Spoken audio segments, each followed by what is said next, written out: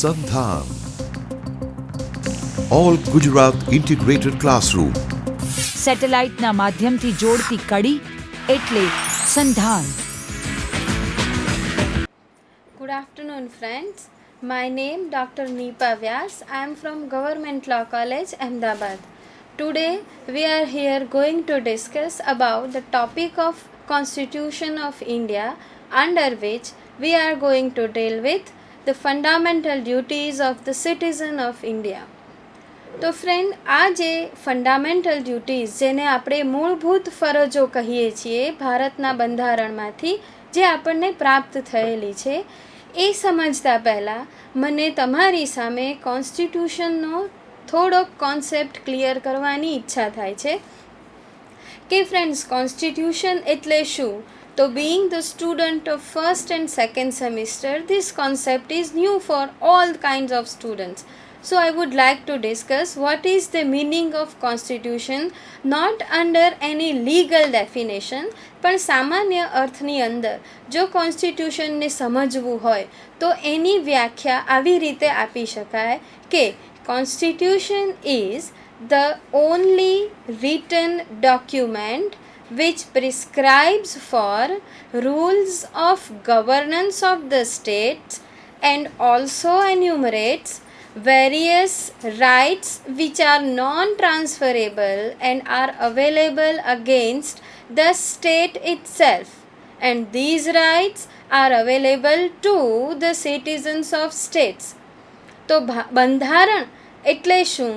બંધારણ એ એકમાત્ર એવો લેખિત દસ્તાવેજ છે કે જે દસ્તાવેજ આપણને લેખિત સ્વરૂપમાં દેશના સંચાલન માટેના નિયમો આપે છે, સાથે સાથે દેશના નાગરિકને કેટલાક મૂળભૂત અધિકારો આપે છે અને આ અધિકારો એને રાજ્યની સામે પ્રાપ્ત થાય છે.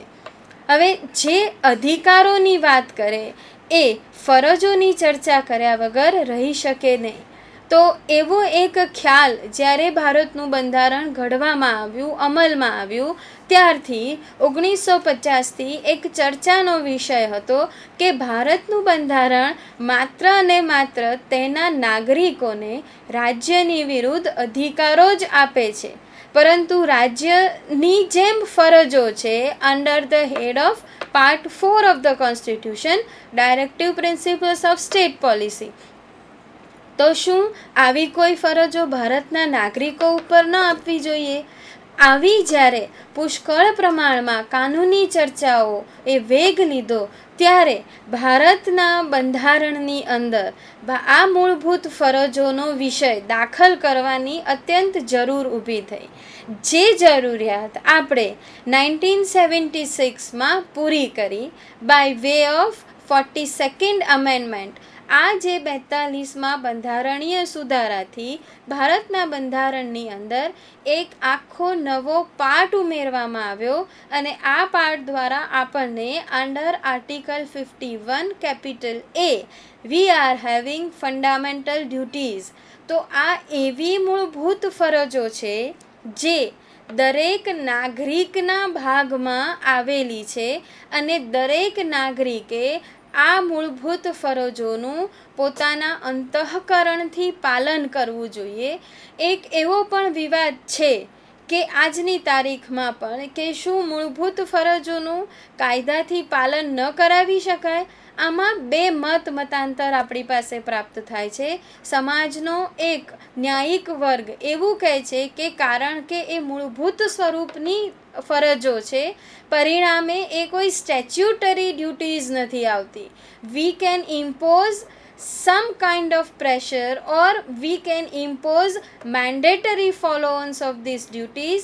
If they are statutory duties, then only state can enact law for this kind of application of statutory duties.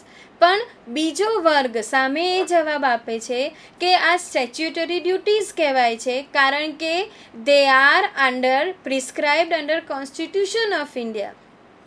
We are considering constitution as above statutes. જે બીજા બધા જ કાયદાઓ છે એ બધા જ કાયદાઓથી ઉપર ભારતનું બંધારણ આવેલું છે.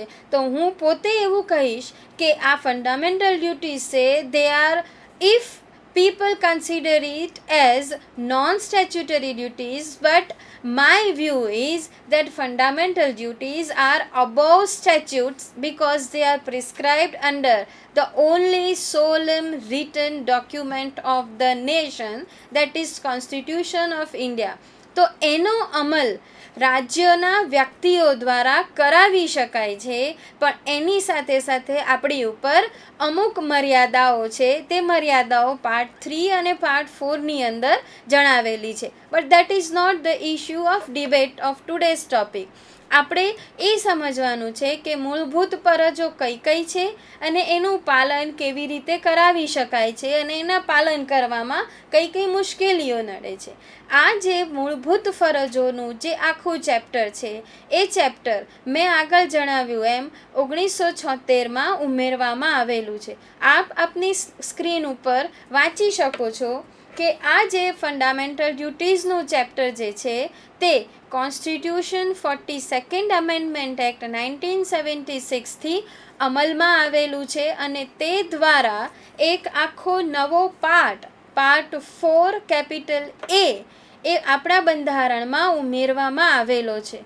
આ જે પાર્ટ 4 કેપિટલ એ ભારતના બંધારણનો ભાગ બન્યું એ પાછળ મુખ્ય જો કોઈ પણ બાબત હોય તો તે છે સ્વર્ણસિંઘ કમિટીનો રિપોર્ટ.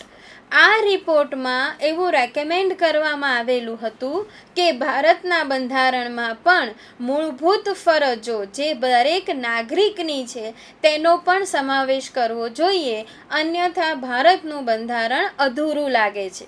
તો એ કારણસર 42nd અમેન્ડમેન્ટથી આપણી પાસે આ મૂળભૂત ફરજો પ્રાપ્ત થયેલી છે. આ મૂળભૂત ફરજો અંદર ઉમેરવા માટેનું બીજું એક કારણ હતું universal declaration of human rights. આ જે યુનિવર્સલ ડિક્લેરેશન છે તેમાં Bharat is the member of this particular declaration. We have ratified this declaration. So as we are the parties to this declaration, it is not only our moral duty but our international obligation to apply these particular provisions of this human right declaration within the territory of India. તો એટલા માટે આપણે જે આ universal ડિક્લેરેશનને સંમતિ આપી છે એની એક ફરજોમાંની એક ફરજ આવે છે કે દરેક નાગરિકની પોતાના દેશ માટેની ફરજ રહેલી છે. આ ફરજ તે એના આર્ટિકલ 29 અંતર્ગત પ્રિસ્ક્રાઇબ કરવામાં આવેલી છે. તો આ article 29 of universal declaration of human rights to apply this particular provision also આપણું જે આંતરરાષ્ટ્રીય ફરજ રહેલી છે તે પૂરી કરવા માટે પણ આ સુધારો જરૂરી હતો. આ બંને કોમ્બિનેશન કરવાથી આપણું બંધારણ એ સંપૂર્ણ બંધારણ માત્ર બને છે એવું નથી, પરંતુ સાથે સાથે એ દુનિયાના બીજા દેશોના બંધારણની પણ લાઇનમાં આવે છે.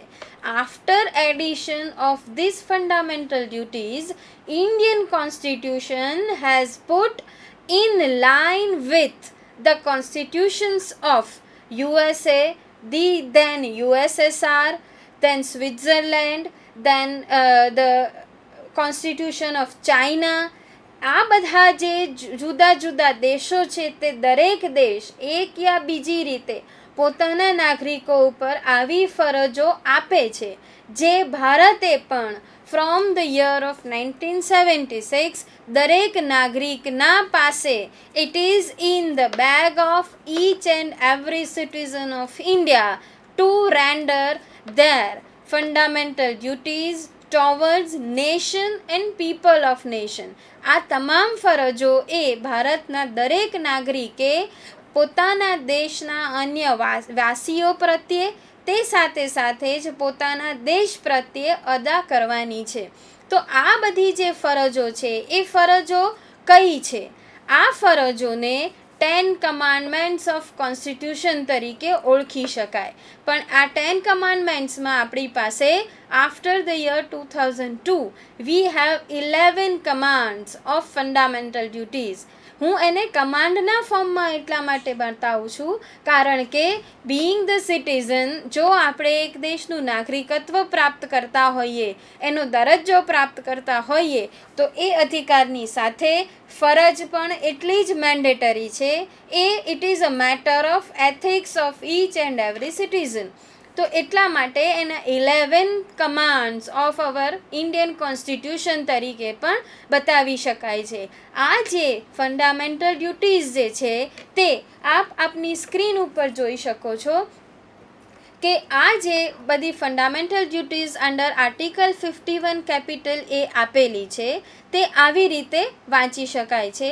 It shall be the duty of every citizen of India, એ ભારતના દરેક નાગરિકની ફરજ રહેશે કે first duty is to abide by the constitution and respect its ideal and institutions, the national flag and the national anthem. ગુજરાતીમાં બંધારણને માન્ય રાખવું, તેના આદર્શો તથા રાષ્ટ્રધ્વજ અને રાષ્ટ્રગીતનું ગૌરવ કરવું એ દરેક નાગરિકની ફરજ રહેશે. પહેલી ડ્યુટી એ છે કે ભારતના દરેક નાગરિકે પોતાના દેશનું સન્માન કરવાનું, એના બંધારણને માન્ય કરવાનું અને રાષ્ટ્રધ્વજ અને રાષ્ટ્રગીતનું ગૌરવ કરવાનું રહેશે. Second fundamental duty is to cherish and follow the noble ideals which inspired our national struggle for freedom. એવા તમામ ઉમદા આદર્શો જે આપણને આઝાદીની લડત દરમિયાન પ્રાપ્ત થયા છે તેવા આદર્શોનું જતન કરવાનું છે અને એનું પાલન પણ કરવાનું છે. Then C says that to uphold and protect the sovereignty, unity and integrity of India. ખૂબ અગત્યની મૂળભૂત ફરજ કે દરેક ભારતના નાગરિકે ભારતનું સાર્વભૌમત્વ, એકતા અને અખંડિતતાને માન્ય રાખવાનું તથા તેની રક્ષા કરવાની ફરજ રહેલી છે. Clause D says that to defend the country and render national service when called upon to do so. દરેક ભારતના નાગરિકની એ સૌથી પહેલી ફરજ રહેશે કે એને રાષ્ટ્રની રક્ષા કરવી પડશે અને રાષ્ટ્ર જ્યારે હાકલ કરે ત્યારે પોતાની સેવા આપવાની રહેશે. રાષ્ટ્રને જ્યારે નાગરિકની જરૂર હોય અને રાષ્ટ્ર નાગરિકને બોલાવે ત્યારે it is his fundamental duty to be present to render this particular duty under sub clause D. Article 51 capital A E prescribes, this is the fifth fundamental duty, કે to promote harmony and the spirit of common brotherhood amongst all the people of India, transcending religious, linguistic and regional or sectional diversities, to renounce practices derogatory to the dignity of woman. આ એક મૂળભૂત ફરજની સાથે સાથે બે ફરજોનો અંદર સમાવેશ કરેલો છે. તે પ્રમાણે ધાર્મિક, ભાષાકીય તથા પ્રાદેશિક ભિન્નતાઓની ઉપરવટ જઈને ભાતૃભાવ જાળવવાનો છે અને સંવાદિતતા જાળવવાની છે, સ્થાપવાની છે અને સાથે સાથે દરેક સ્ત્રીનું સન્માન કરવાનું છે. આવી ડ્યુટીઝ, આવી ફંડામેન્ટલ ડ્યુટીઝ કદાચ ભારત જેવા કલ્ચરલ દેશ સિવાય તમને બીજા કોઈ દેશમાંથી પ્રાપ્ત નહીં થાય. અહીંયા ભારત એ એટલો વિશાળ દેશ છે, એની અંદર એટલી બધી સાંસ્કૃતિક વિવિધતાઓ રહેલી છે કે ભારતની અંદર ધાર્મિક વિવિધતાની સાથે સાથે ભાષાકીય વિવિધતા છે, સ્થાનિક વિવિધતા છે અને જાતિ વિષયક વિવિધતા છે. આ તમામ વિવિધતાઓની વચ્ચે દરેક ભારતીયએ બીજા ભારતીય સાથે ભાઈચારાથી રહેવાનું છે અને આ જે અખંડિતતા છે, વિવિધતામાં એકતાનું પ્રતીક જે છે એને સાચવવાનું છે અને એને આગળ ચલાવવાનું છે. એટલે it must be pass to every present generation to the next generation by way of culture, by way of legal obligation. એ ઉપરાંત આ જ જે ક્લોઝ ઈ છે એ જણાવે છે કે માત્ર અને માત્ર સાંસ્કૃતિક અને સ્થાનિક વારસા જાળવવા ઉપરાંત દરેક સ્ત્રીનું સન્માન કરવું એ પણ ભારતના દરેક નાગરિકની ફરજ છે. This duty is enumerated under clause E. હવે એના પછીની મૂળભૂત ડ્યુટીનું આપણે ટ્રાન્સલેશન કરીએ. તે પ્રમાણે ક્લોઝ એફ પ્રમાણે to value and preserve the rich heritage of our composite culture.